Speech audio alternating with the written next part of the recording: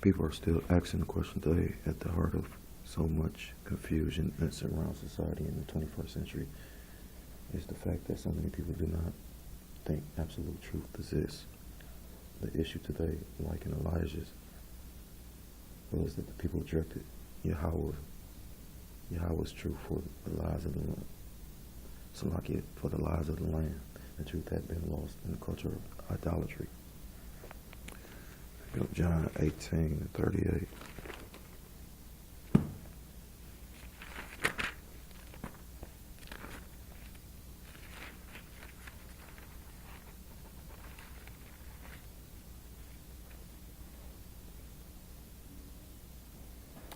Perfect example, John 18:30. Salakia, John chapter 18, verse 38. Pilate saith unto him, what is truth? And when he said, Salakia, and when he had said this, he went out again unto the Jews and saith unto them, I find in him no fault at all. So just to back up what I was saying about, people don't even know what's truth right now.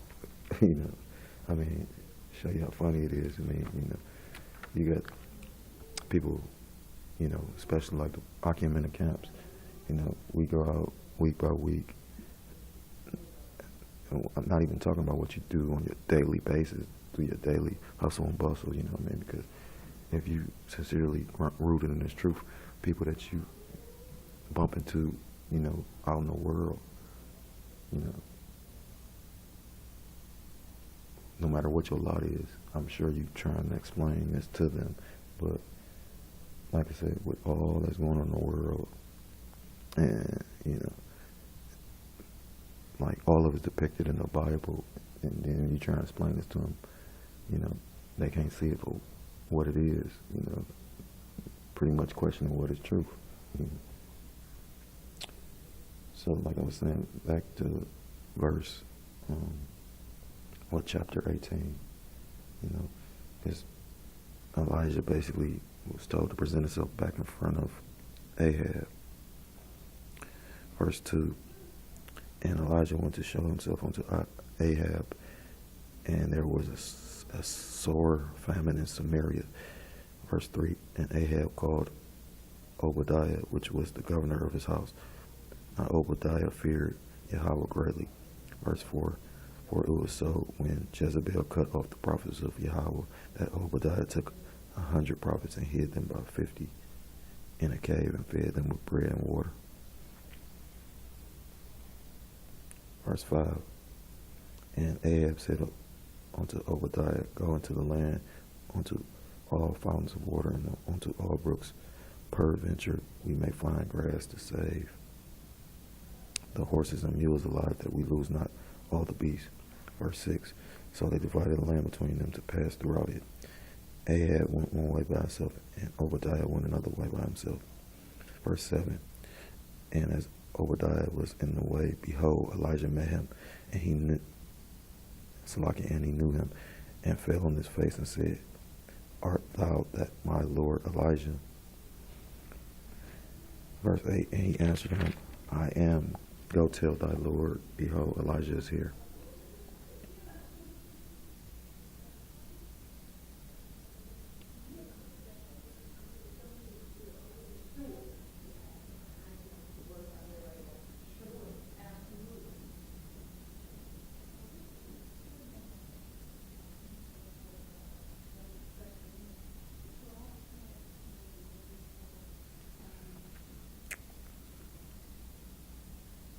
Verse 9, and he said, what have I seen, that thou wouldest deliver thy servant into the hand of Ahab to slay me?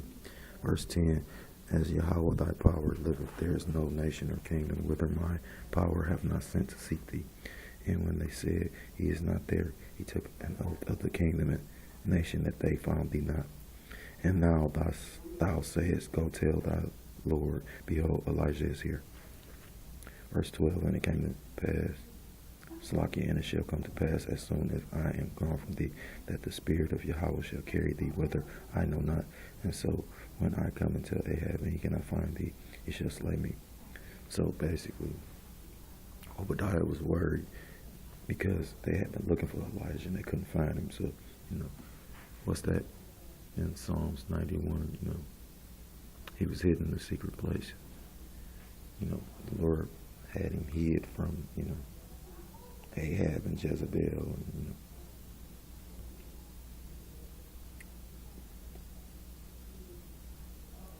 Verse 13, was it not, my Lord, what I did?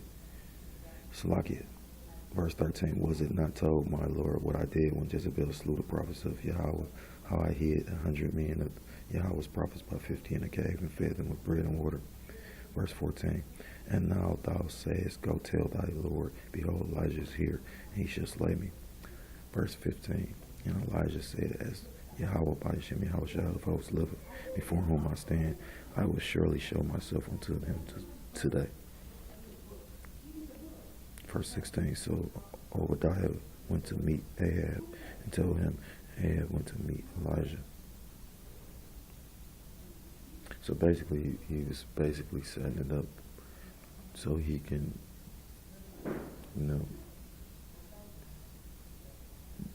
do the contest between the Most High God and the priest of Baal. Verse 17, and it came to pass when Ahab saw Elijah that Ahab said unto him, art thou he that troubleth Israel? Verse 18, and he answered, I have not troubled Israel, but thou and thy father's house, in that ye have forsaken the commandments of Yahweh by Hashem Yahweh, and thou hast followed Baalim. Verse 19, now therefore send and gather to meet all Israel unto Mount Carmel, and the prophets of Baal 450, and the prophets of the groves 400, which eat at Jezebel's table. So Ahab sent unto all the children of Israel and gathered the prophets together unto Mount Carmel. How appropriate the challenge is to our world today. We can truly serve and worship only one power with our whole heart. And that's, basically Matthew.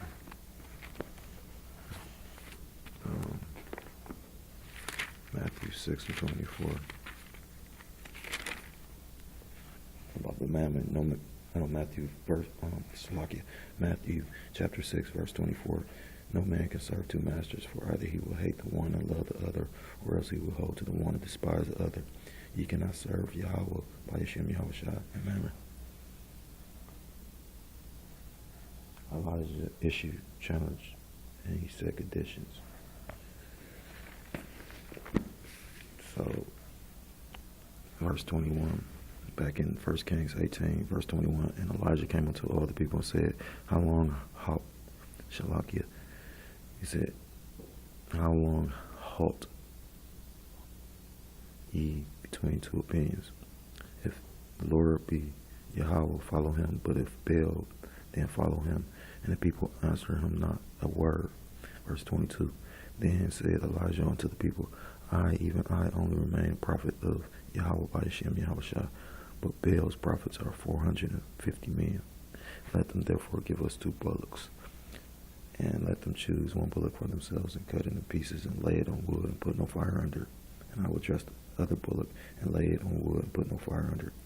Verse 24, and call ye on the name of your gods, and I will call on the name of Yahweh by Hashem Yahweh, and the power that answereth by fire, Salakia, the power that answereth by fire, let him be God. And all the people answered and said, it is well spoken. Verse 25, and Elijah said unto the prophets of Baal, choose you 1 bullock for yourself, and dress it first, for ye are many, and call on the name of your power, but put no fire under. So, verse 26, they took the bullock which was given them, and they dressed it, called on the name of Baal from morning even until noon, saying, O Baal, hear us. But there was no voice, nor any that answered, and they leapt upon the altar which was made. Verse 27, and it came to pass at noon that Elijah mocked them and said, cry aloud, for he is a God. Either he is talking, or he is pursuing, or he is journeying, or peradventure he sleepeth, and he must be awakened. So Elijah was basically, I'm going to use the phrase talking shit, but he was going in for real, because he up there like, your God must be asleep. He said he must be busy talking, doing something else. He ain't hearing you. It was proven that Yahweh by Shem Yahweh shall control the rain. Now we will see him call down fire. If you go to Leviticus, what's that? Leviticus chapter 9, verse 24.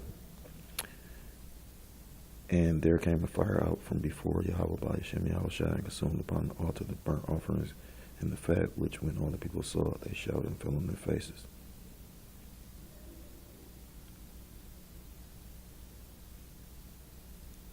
And that was back in the time of Moses. So,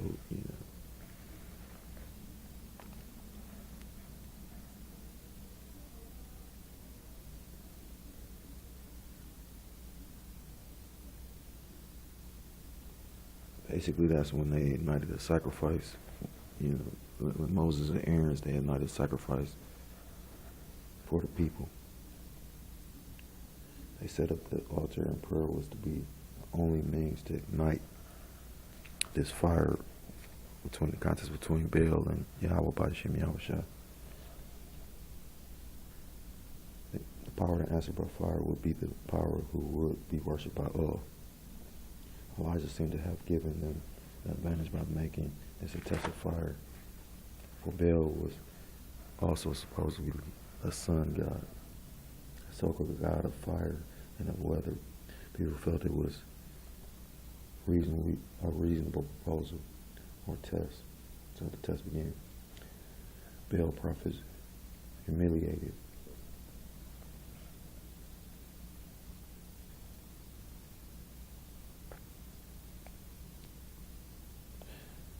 Verse 28, and they cried aloud and cut themselves after their manner with knives and lances till the blood gushed out upon them.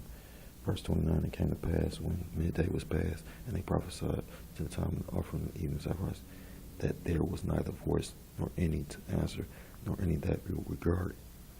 So from noonday to evening, they prayed, cut themselves, offered up blood, and in the presence of Elijah serving the true power Yahweh by Shem Yahweh Shah, they couldn't get any kind of reaction. They pleaded for the fire. They begged for it. From, like I said, noon to sundown, they left about.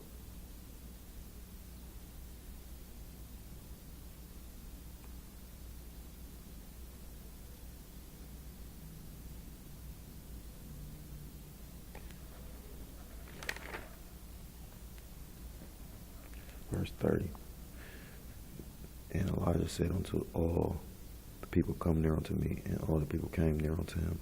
And he repaired the altar of the Yahweh by Shem Yahweh Shah that was broken down.